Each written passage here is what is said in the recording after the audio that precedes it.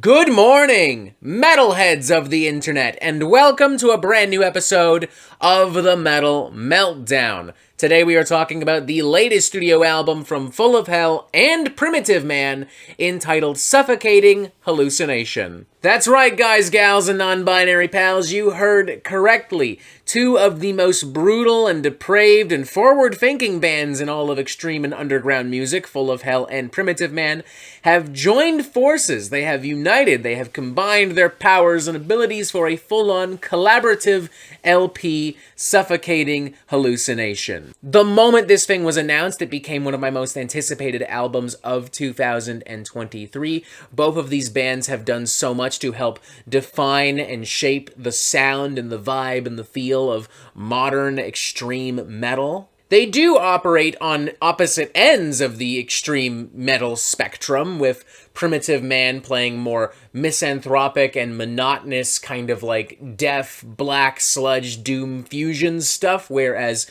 Full of Hell goes straight for the jugular with noisy, demented power violence and grindcore. But hey, as people often say, opposites attract, and both of these bands have absolutely stellar discographies. Full of Hell in particular, probably one of my favorite modern metal bands. They've also done a slew of other collaborations that I've thoroughly enjoyed with a slew of other super weird and crazy artists like Merzbow, The Body. They've also done splits and singles with like Nails and Code Orange and Health. So yeah, all things considered, going into this, I had no reason to think that this wouldn't be a brain basher of epic proportions, that it would not literally be the stuff of nightmares, potentially an early album of the year contender. I imagine a lot of you are probably going into this album with that exact same mindset. In theory, this should all make sense.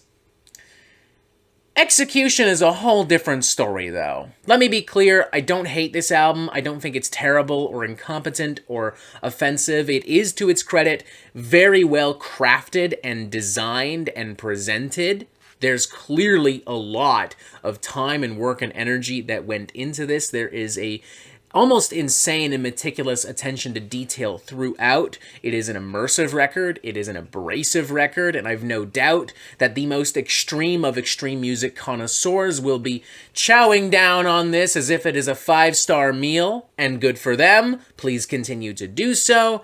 I myself just found this to be a somewhat noisy and obnoxious and unremarkable experience. Like, this album just felt like a lot of overwhelming noise and chaos for the sake of overwhelming noise and chaos. There are a lot of slow-moving sections, a lot of droning ambient sections, a lot of extremely, like, hostile kind of like metal burst here and there, a lot of anguish, depraved vocals. It was impressive initially. Like, I was semi-thoroughly invested in the opening track, Trepanation for Future Joys. I liked how it kind of spaced out all of these sections. I like how it meditated on these really harsh and dark and bleak soundscapes. I like how the chords are just kind of like trudging through as if they're trying to like break free. The multi-layered vocal assaults I thought were really cool. It just exuded like a real sense of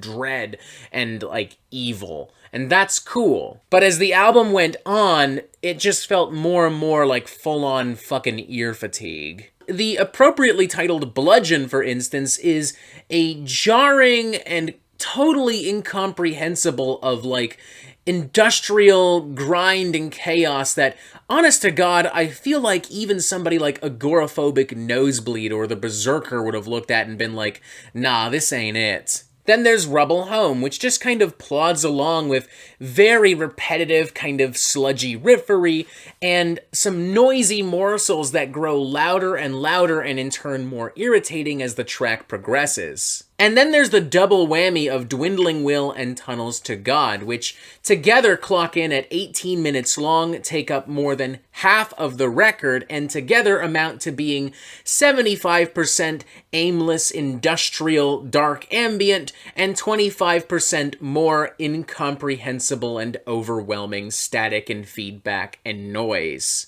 Like, there's a bass drop in the final moments of Tunnels to God that had me legitimately questioning if my speaker was broken. And immediately after that, I'm basically just listening to a guitar cry out in agony for a few more minutes as the track kind of limps to a close. Maybe if there was something happening thematically or conceptually, I would be connecting to this a lot more. Like Caligula from Lingua Ignota, for instance, is a battering ram of depraved, fucked up noise, but it also deals with Christian haters' very real experiences with like sexual abuse and domestic abuse and manipulation and like being raised in a heavily Christian conservative environment. Now, this isn't to say that I want this to be Caligula Part 2, or that I need this to have some kind of revolutionary statement or meaning to it, but having something a little bit more than just brutal noise, I think would have made a big difference.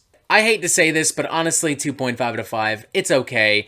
I'm kind of disappointed by this thing. There are some great performances, especially vocally on this thing, but for the most part, you know, I just found this to be unhinged, overwhelming noise and chaos for the sake of unhinged and overwhelming noise and chaos. You know, I found it to be slightly irritating, and when it wasn't irritating, honestly, I was kind of bored. Like, ultimately, this doesn't get a lower score because, like, to the album's credit, as I said before, you know, everything has a place, and everyone's putting their fucking heart into it. It's just ultimately not for me. I think maybe had the record gone on for longer than 32 minutes, we might, honest to God, be looking at a lower score. But yeah, 2.5 out of 5, unfortunately. If you love Full of Hell, if you love Primitive Man, and, you know, give it a shot, fuck it, maybe you'll pick something out of it that I missed. You know, it's possible. Everyone does have their own opinions after all. This isn't going to change my mind about Full of Hell or Primitive Man anytime soon. Like, I'm still going to check out whatever they release individually. But this does sour me on the idea of another collaborative project between the two. Like, that's not something I would personally want to see. So yeah, Suffocating Hallucination. Unfortunately, for me, just kind of okay. Yeah. Sorry, folks. And that is it for the Metal Meltdown. I'm not an expert, nor do I claim to be, so what do you think? Do you like this record? Do you not like this record? And what do you want to hear from me next? And thank you for watching. Make sure you press subscribe right here so you get updates on the Metal Meltdown fucking immediately. And as always, you have yourself a fantastic fucking day.